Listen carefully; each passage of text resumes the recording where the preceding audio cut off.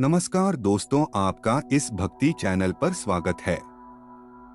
दोस्तों, आप तो जानते ही होंगे कि श्री कृष्ण भगवान के अनेकों पत्नियां थी, लेकिन आज हम जानेंगे उनकी दूसरी पत्नी के बारे में जो बहुत ही घमंडी थी, जिनका नाम सत्यभामा थी। तो चलिए जानते हैं आज उनकी दूसरी पत्नी के बारे में। सद्गुरु सत्यभामा कृष्ण की दूसरी पत्नी थी। वो एक बहुत ही घमंडी स्त्री थी। उसका ये मानना था कि वो सबसे सुंदर और सबसे अमीर स्त्री थी, क्योंकि उसके पिता एक बहुत ही धनवान व्यक्ति थे।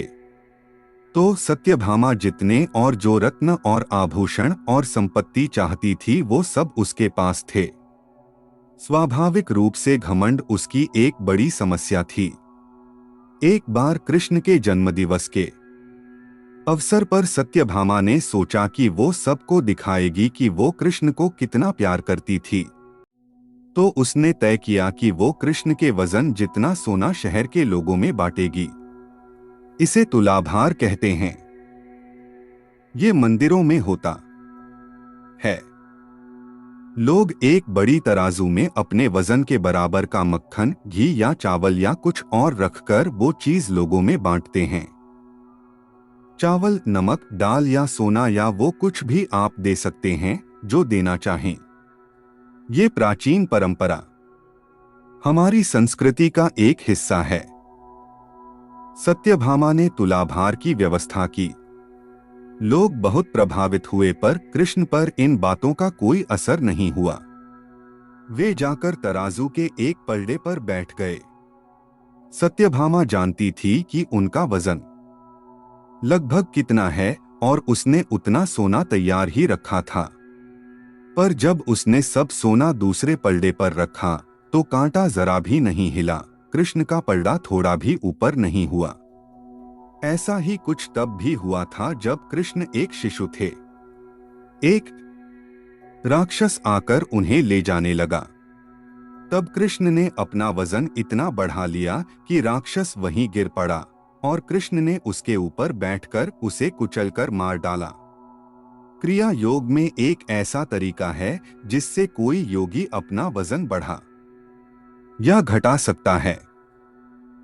ऐसी बहुत सी कहानियां हैं कि ऐसे योगी भी थे जो पहाड़ की तरह भारी हो जाते थे।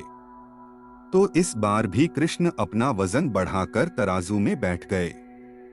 सत्यभामा ने उतना सोना दूसरे पलड़े पर रख दिया था जितना उसके हिसाब से कृष्ण के वजन के बराबर था, पर कुछ हुआ ही नहीं। तब तक शहर के सभी लोग ये घटना देखने के लिए आ गए थे। तब उसने अपने नौकरों से वो सभी गहने मंगवाए जो उसके पास थे। एक के बाद एक वो गहने डालती जा रही थी और सोच रही थी कि काम हो जाएगा, पर कुछ नहीं हुआ। तब उसने वो सब कुछ भी रख दिया जो उसके पास था, पर पलड़ा जरा भी नहीं हिला। वो रोने लगी क्योंकि ये सब उसके लिए बहुत शर्मजनक था। सारा शहर देख रहा था और उसके पास पर्याप्त सोना नहीं था। वो जो हमेशा अपनी संपत्ति के बारे में इतनी घमंडी थी, उसके पास पर्याप्त सोना नहीं था और उसे समझ में नहीं आ रहा था कि वो क्या करे। तब उसने रुक्मिणी की ओर देखा, जिससे वो बहुत जलती थी और हमेशा परेशान रहती थी। उसने रुक्मिणी से पूछा, अब मैं क्या करूं, क्योंकि ये बात सिर्फ मेरे लिए ही नहीं पर तुम्हारे और हम सब के लिए भी बहुत शर्मजनक है। मैं क्या करूं?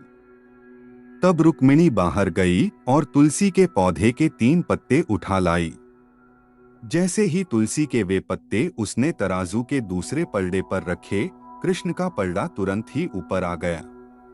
दोस्तों, अगर आपको यह वीडियो अच्छा लगा हो तो लाइक, शेयर और सब्सक्राइब जरूर करें और कमेंट में जय श्री कृष्णा जरूर लिखें।